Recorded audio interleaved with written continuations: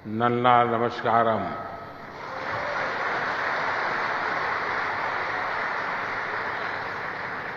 आज मेरे लिए बहुत सौभाग्य का दिन है। सुबह मुझे गुरुवायूर मंदिर में भगवान गुरुवायूरप्पन के दर्शन करने का सौभाग्य मिला और अब मैं केरला की ईश्वर रूपी फिर से ग्लोबल ट्रेड का एक बड़ा केंद्र बन रहा है, तब हम फिर से अपनी समुद्र शक्ति को बढ़ाने में जुटे हैं। इसके लिए केंद्र सरकार समुद्र किनारे बसे कोच्चि जैसे शहरों का सामर्थ्य और बढ़ाने में जुटी है। हम यहां के पोर्ट्स की कैपेसिटी को बढ़ाने पर काम कर रहे हैं, पोर्ट इंफ्रास्ट्रक्चर पर निवेश कर रहे हैं। सागरमाला परियोजना के तहत पोर्ट्स की कनेक्टिविटी बढ़ाई जा रही है। साथियों, आज यहां देश को अपना सबसे बड़ा ड्राई डॉक मिला है। इसके अलावा आज शिप बिल्डिंग, शिप रिपेयरिंग और एलपीजी इंपोर्ट टर्मिनल इंफ्रास्ट्रक्चर का भी लोकार्पण हुआ है। ये सुविधाएं केरला और भारत के इस दक्षिणी क्षेत्र के विकास को गति देंगी। Made in India aircraft carrier INS Vikrant के निर्माण का ऐतिहासिक गौरव कोच्चि शिपयार्ड के पास है। इन नई सुविधाओं से शिपयार्ड की कैपेसिटी कई गुना बढ़ जाएगी। मैं केरला के निवासियों को इन सुविधाओं के लिए बधाई देता हूं। साथियों, पोर्ट, शिपिंग और इनलैंड वाटरवेज के सेक्टर में ईज ऑफ डूइंग बिजनेस बढ़ाने के लिए पिछले 10 वर्षों में केंद्र सरकार द्वारा अनेक रिफॉर्म्स किए गए हैं।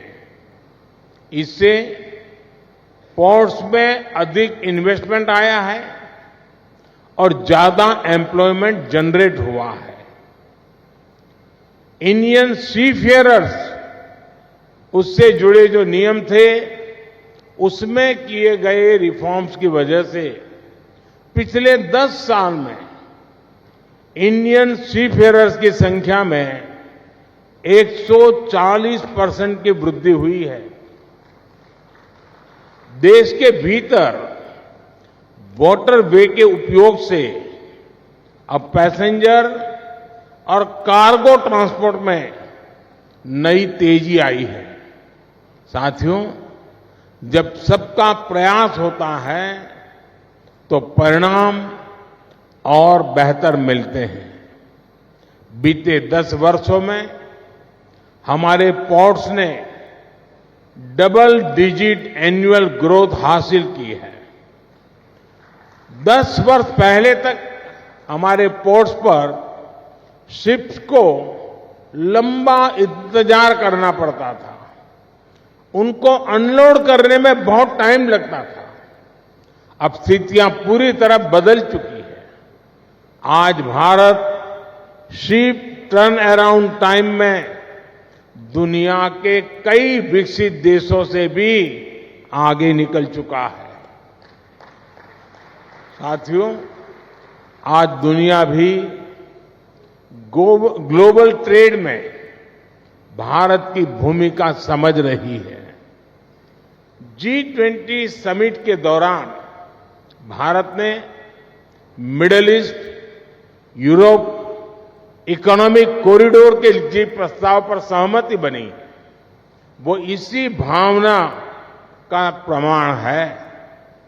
ये कॉरिडोर विकसित भारत के निर्माण को बहुत बल देगा। इससे हमारी कोस्टल इकोनॉमी को बड़ी ताकत मिलेगी। हाल ही में मैरीटाइम अमृत काल विजन भी लॉन्च किया गया है। विकसित भारत के लिए हम अपनी समुद्री ताकत को कैसे सशक्त करेंगे, इसमें इस लक्ष्य का रोड मैप है।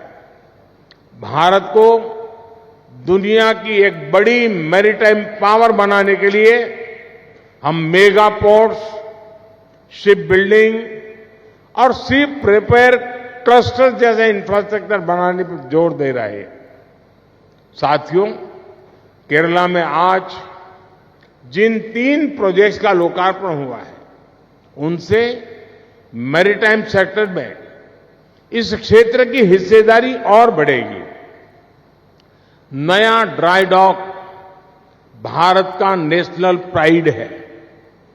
इसके बनने से यहां बड़े जहाज, बड़े वेसल तो आ ही सकते हैं, साथ ही यहां शिप बिल्डिंग और शिप रिपेयर का काम भी संभव होगा। इससे भारत की विदेशों पर निर्भरता कम होगी और जो पैसा हम विदेश भेजते थे वो देश में ही लगेगा। इसके साथ यहां ship building, ship repair sector में नई स्किल्स पैदा होगी। साथियों, आज इंटरनेशनल शिप रिपेयर फैसिलिटी का भी लोकार्पण हुआ है। इस प्रोजेक्ट से कोची भारत का और भारत एशिया का एक बड़ा शिप रिपेयर सेंटर बनने वाला है।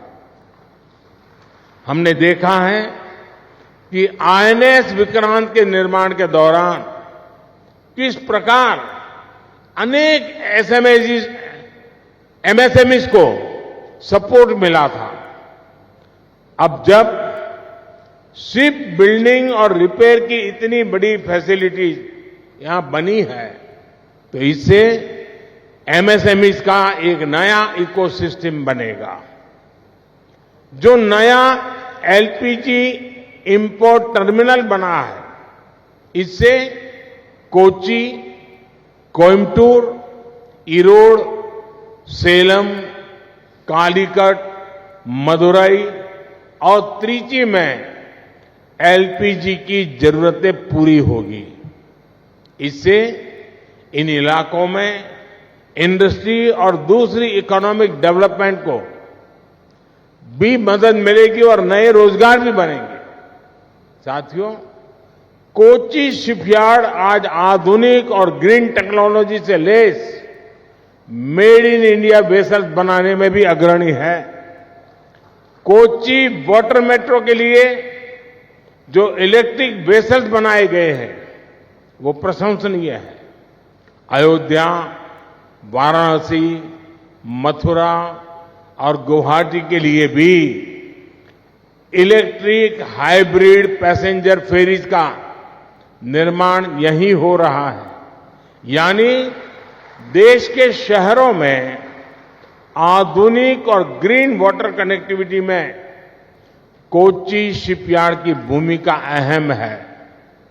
मुझे बताया गया है कि हाल में आपने नॉर्वे के लिए भी zero emission electric cargo ferries delivery की है। यहां हाइड्रोजन फ्यूल पर चलने वाले दुनिया के पहले फीडर कंटेनर वेसल के निर्माण पर भी काम चल रहा है। ये make in India, make for the world के हमारे विजन को सशक्त करता है। भारत को हाइड्रोजन फ्यूल आधारित ट्रांसपोर्ट की तरफ ले जाने का जो हमारा मिशन है, उसको कोची शिपयार्ड और सशक्त कर रहा है। मुझे विश्वास है कि बहुत ही जल्द स्वदेशी हाइड्रोजन फ्यूल सेल फेरी भी देश को मिलेगी। साथियों, blue economy, port lead development को और उसके कारण हमारे मछुआरे भाई बहनों की एक बहुत बड़ी भूमिका मैं इसमें देखता हूं। आज पीएम मत्स्य संपदा योजना से फिशिंग के लिए भी आधुनिक इंफ्रास्ट्रक्चर बनाया जा रहा है। केंद्र सरकार डीप सी फिशिंग के लिए मछुआरों को आधुनिक नाव देने के लिए सब्सिडी दे रही है। किसानों की तरह ही मछुआरों को भी किसान क्रेडिट कार्ड की सुविधा दी गई है।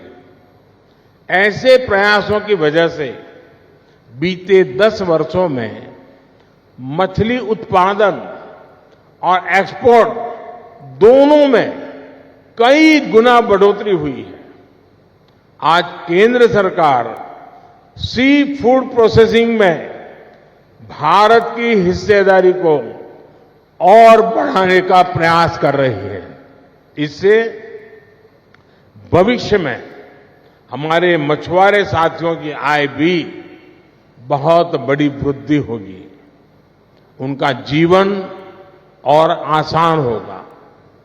केरला का निरंतर तेज विकास हो, इसी कामना के साथ नए प्रोजेक्ट की मैं फिर से एक बार आप सबको बहुत बहुत बधाई देता हूं।